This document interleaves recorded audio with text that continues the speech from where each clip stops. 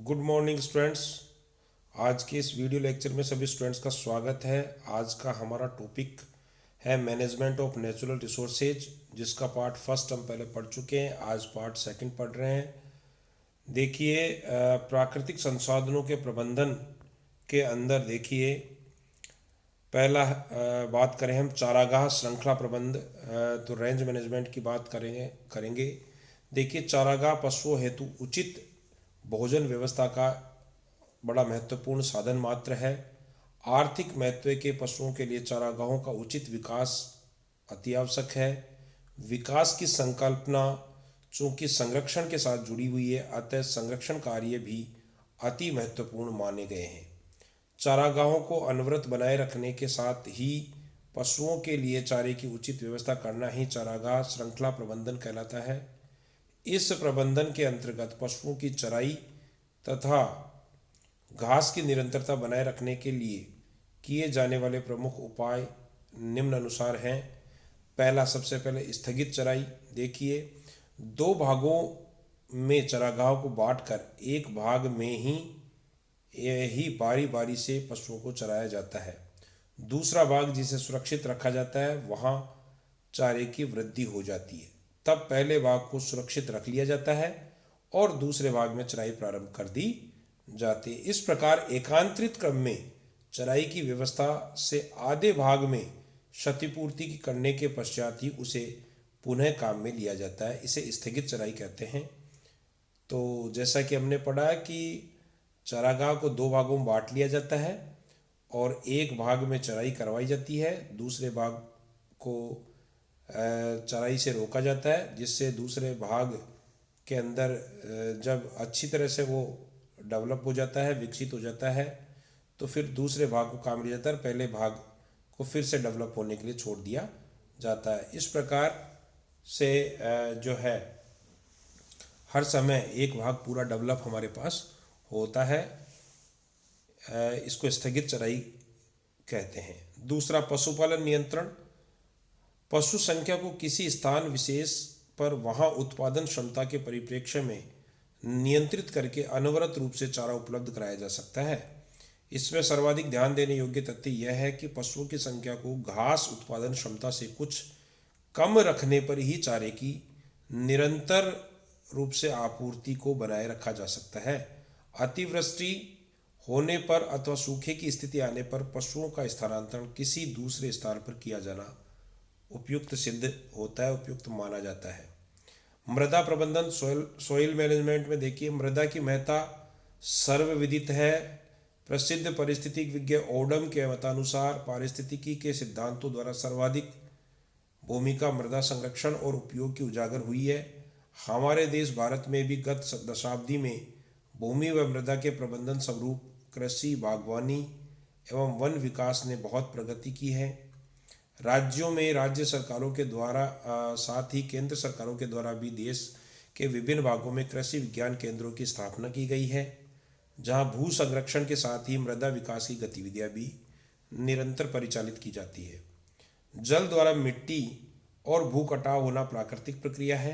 कटाव के प्रकार निम्नानुसार होते हैं। स्वच्छ जल द्वारा कटाव मुख्यतः पर्त कटाव, शीट इरोजन कहलाता है। इसी प्रकार नाला या नहर कटाव, गली इरोजन।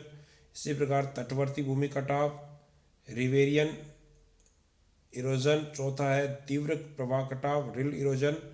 आदि चार प्रकार के होते हैं। समुद्री जल एवं हिमखंड कटाव, मैराइन ग्लेशियल इरोजन का प्रकार पृथक से माना जाता है, जो समुद्री लहरों, ज्वार भाटा एवं विशिष्ट लहरों के द्वारा किया जाता है।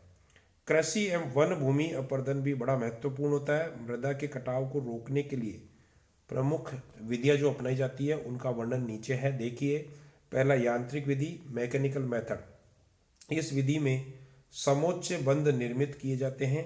ढलानों को कम करने के लिए दीवार बांधी जाती है, बांध बनाए जाते हैं।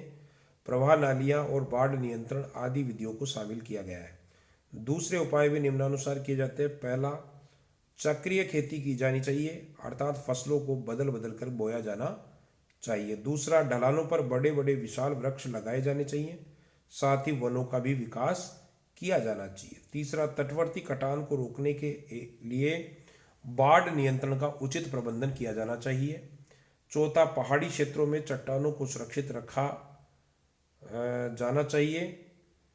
चौथा, पहाड़ी क्षेत्रों में चट्टानों को सुरक्षित रखा जाना चाहिए। पांचवा, चरागाह पर चराई का प्रबंधन उचित रीति से किया जाना चाहिए। छठा, वायु से मिट्टी का कटना रोकने हेतु खेतों की निकटता सर्वोत्तम रहती है। और सात है, समुद्री जल को प्रदूषकों विशेषकर रासायनिक पदार्थों से मुक्त रखा जाना चाहिए। आठवां, समुद्री तटों की सुरक्षा करने के लिए कठोर चट्टानों के बांध बनाया जाना हितकर होता है। नवा, समुद्री तटों पर भी सघन वृक्षारोपण किया जाना चाहिए। और दसवां, रेगिस्तानी व मरुस्थलों में वर्षा अथवा नहरी जल से जो है वनों का विकास किया जाना चाहिए। खनिज संपदा प्रबंधन, मिनरल रिसोर्सेज मैनेजमेंट। खनिज संपदा जो कि एक महत्वपूर्ण प्राकृतिक संसाधन है का संरक्षण एवं प्रबंधन भी परम आवश्यक है। विश्व भर में खनिज संपदा आग्नेय, प्रस्तरभूत और रूपांतरित चट्टानों के रूप में पाई जाती है। अनेकों प्रकार के जो खनिज, जिनमें दुर्लभ खनिज भी शामिल हैं। अनेक आर्थिक आवश्यकताओं की पूर्ति पृथ्वी के विशाल खनिज भंडारों से हो रही है, किंतु ये दुर्भाग्य है कि मानव अपनी सुख सुविधा बढ़ाने के लिए अविवेकपूर्ण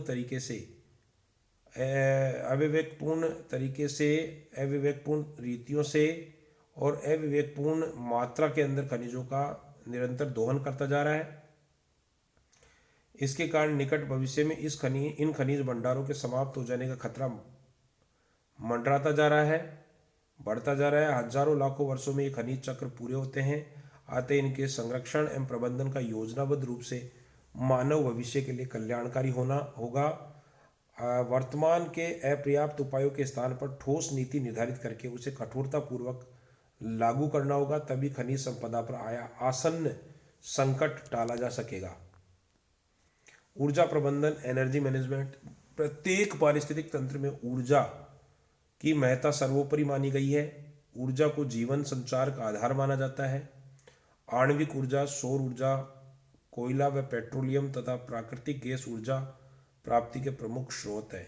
इन स्रोतों से ऊर्जा प्राप्त कर उसे कृषि, उद्योगों और घरेलू कार्यों तथा अन्य कार्यों में मानव उपयोग में लाता है। हमारे देश भारत में ऊर्जा की 40% आवश्यकता की पूर्ति कृषि अपशिष्ट, जंतु शक्ति व जलाऊ लकड़ी से पूरी की जाती है। बची हुई 60% में से 30% विद्युत से पूरी होती है। वैश्विक स्तर पर कोयले से 45% ऊर्जा, पेट्रोलियम, प्राकृतिक गैस 40%, जल, ताप एवं आणविक विद्युत के रूप में लगभग 15% ऊर्जा उपलब्ध हो रही है। ऊर्जा संरक्षण हेतु निम्नलिखित तथ्य उल्लेखनीय हैं। पहला, ऊर्जा की खेती करके ऊर्जा प्राप्त की जानी चाहिए। दूसरा, नवीकरणीय ऊर्जा संसाधनों का अधिक उपयोग किया जाना चाहिए तथा प्रत्येक स्तर एवं प्रकार हेतु मितव्ययता बरतना अत्यधिक हितकारी सिद्ध होगा। तीसरा, खेतों, मेड़ों आदि खाली पड़े स्थानों पर वृक्षारोपण करके ऊर्जा संकट को कम किया जाना चाहिए। चौथा, 20% तक एथेनॉल को गैसोलीन में मिलाकर काम में लेने से खनिज ऊर्जा बचाई जा सकती है। पांचवा, पेट्रोलियम की खोज को अधिक व्यापक और तीव्रता से बढ़ाया जाना चाहिए। छठा, सौर ऊर्जा का अधिकाधिक उपयोग किया जाना चाहिए। हमारे यहाँ 700 किलोग्राम कोयले के समतुल्य प्रति व्यक्ति ऊर्जा की खपत मानी गई है। इस खपत में 300 किलोग्राम गोबर व जलाऊ लकड़ी का स्थान है, जबकि 400 किलोग्राम ऊर्जा बिजली, तेल व कोयले आदि से प्राप्त होती है। इससे यह स्पष्ट होता है कि विदेशों में जहाँ प्रमुखता से एक ही स्रोत को अधिक प्रयुक्त करते हैं, वहीं हमारे यहाँ ऊर्जा के कई स्रोतों को उपयोग किया जाता है। भारत सरकार द्वारा ऊर्जा नीति के संदर्भ में एक कार्यदल बनाया गया है, जिसने सन 2000 तक उत्पादन क्षमता तथा आवश्यक मांग का अध्ययन किया था। दो संभावनाओं पर दल द्वारा जोर दिया गया। प्रथम को संदर्भ स्तर पूर्वानुमान यानी रेफरेंस लेवल फोरकास्ट तथा दूसरे को इष्टतम स्तर पूर्वानुमान ऑप्टिमल लेवल फोरकास्ट का नाम दिया गया है। प्रथम संभावना पूर्ववर्ती वर्षों पर आधारित था, जबकि दूसरे पूर्वानुमान में नवीकरणीय स्रोतों का अधिक उपयोग करने और ऊर्जा की खपत में कमी करने हेतु कार्यवाही पर जोर डाला गया था। कोयला तथा तेल के बारे में कार्यकारी दल ने पूर्वानुमानों के आधार पर अनेक उपाय सुझाए हैं जिन पर अमल करके दोनों ही महत्वपूर्ण ऊर्जा स्रोतों का प्रबंधन किया जाता है। कोयले का परिवहन, ताप विद्युत ग्रहों तक करना, कोयले की खानों में खनन कार्य तथा संबंधित अन्य समस्याओं के समाधान सहित कार्यदल के अनेक उपयोगी सुझावों की क्रियान्विति भी की जा रही है। विद्युत ऊर्जा ऊर्जा से संबंधित हमारे कार्यदल का मानना है कि बिजली की खपत वर्तमान में 150 किलोवाट प्रति घंटा प्रति व्यक्ति से बढ़कर लगभग 400 किलोवाट प्रति घंटा प्रति व्यक्ति हो गई है, जबकि ब्रिटेन में यह खपत 4000 किलोवाट प्रति घंटा प्रति व्यक्ति है।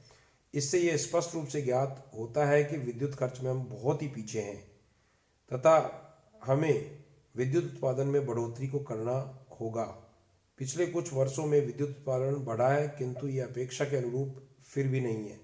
हमारे यहाँ ऊर्जा की मांग अधिक है तथा हम उसकी पूर्ति नहीं कर पा रहे। इस मांग और पूर्ति के बीच में अंतर को पाटने के लिए, समाप्त करने के लिए हमारे देश में सौर ऊर्जा, पवन ऊर्जा, बायोगैस, बायोमास, ज्वार भाटा, सागर तापांतर तथा भूगर्भीय ऊर्जा जैसे साधनों पर वैज्ञानिकों द्वारा अधिक ध्यान दिया जा रहा है। समुद्री ज्वार भाटा से विद्युत उत्पादन हमारे यहाँ पूर्वी तट पर सुंदर वन क्षेत्र में तथा पश्चिमी तट पर खंबात और कच्छ की खाड़ी में किया जा सकता है, जो अत्यंत ही कम क्षेत्र है। एक अनुमान के अनुसार ज्वार से मात्र 1000 मेगावाट से भी कम बिजली का उत्पादन किया जा सकता है। इसके लिए भी अधिक वित्त निवेश कर जटिल संयंत्र बनाने होंगे। सौर ऊर्जा के उपयोग से विद्युत उत्पादन की हमारी यहाँ प्रबल संभावनाएं हैं। साथ ही सौर पंपों का उपयोग कर विद्युत एवं डीजल पंपों को प्रतिस्थापित किया जा सकता है। सौर ऊर्जा संबंधित अनुसंधान प्रगति पर है एवं इस स्रोत से अधिक आशाएं हैं। गोबर गैस के संयंत्रों से भी ऊर्जा उत्पादन का भविष्य हमारे देश में उज्जवल जान पड़ता है। गोबर गैस संयंत्रों से दोहरा लाभ होता है। संयंत्रों में काम आने वाला गोबर पुनः खाद के रूप में उपयोग में लिया जा सकता है। आणविक ऊर्जा की हमारी क्षमता अधिक नहीं है, इतनी अधिक नहीं है, किंतु अमेरिका, रूस और यूके के अतिरिक्त भारत देश में ही परमाणु विद्युत उत्पादन की विभिन्न रीतियों को जानता है। हमारे यहाँ विद्युत की अधिक मांग के परिप्रेक्ष्य में हमें ताप तथा पन विद्युत ग्रहों के अतिरिक्त परमाणु विद्युत पर घर निर्मित करने होंगे। ऐसा माना जा रहा है कि विशेष प्रकार के रिएक्टर बनाए जाने चाहिए जो अधिक लाभप्रद सिद्ध हो सके। भारत में मिलने वाले यूरेनियम से लगभग 10,000 मेगावाट का विद्युत ग्रह पूरे जीवन काल तक चल सके, ऐसे प्रयास किए जा रहे हैं। थोरियम के हमारे यहाँ अधिक भंडार होने से इसके उपयोग की तकनीक भी हमें विकसित करनी होगी। परमाणु रिएक्टर जो अभी विखंडन विधि से परिचालित किए जा रहे हैं के स्थान पर संलयन विधि से रिएक्टर निर्माण पर अनुसंधान जारी है, जो शीघ्र ही मूर्त रूप ले लेगा। वैज्ञानिकों की राय में संलयन से चालित रिएक्टर तकनीकी दृष्टि से अधिक उपयुक्त एवं लाभकारी होता है। Thank you.